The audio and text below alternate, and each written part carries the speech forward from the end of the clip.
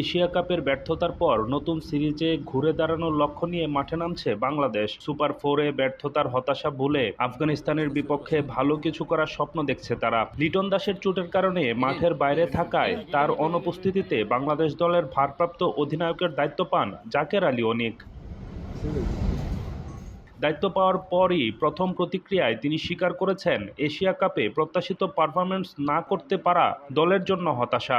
সেই সঙ্গে প্রবাসী সমর্থকদের কাছেও ক্ষমা চেয়েছেন তিনি। আমরা আমাদের কাজগুলা করছি, মাঠে যায় ব্যর্থ হলে যে আপনি কোচকে দোষ দিবেন কিংবা যে কাজগুলা করছি ওই কাজগুলাকে দোষ দেওয়ার কিছু নাই। আমরা মিস করছি, আমরা বাজে ব্যাটিং করছি, এটার রেসপন্সিবিলিটি আমাদেরই নিতে হবে। তো এটার জন্য রেসপন্সিবল আমরাই। তো আমরা চেষ্টা করব নেক্সট এই জিনিসগুলো যেন না হয়। এশিয়া কাপে ব্যাটিং ব্যর্থতাই ছিল বাংলাদেশের সবচেয়ে বড় সমস্যা। তাই আফগানিস্তান সিরিজে ব্যাটিং ইউনিটকে শক্ত করার দিকে জোর দিচ্ছেন জাকের। আমাদের মূল প্ল্যান থাকবে যে আমরা অ্যাজ এ ব্যাটিং ইউনিট ভালো পারফরমেন্স করতে হবে।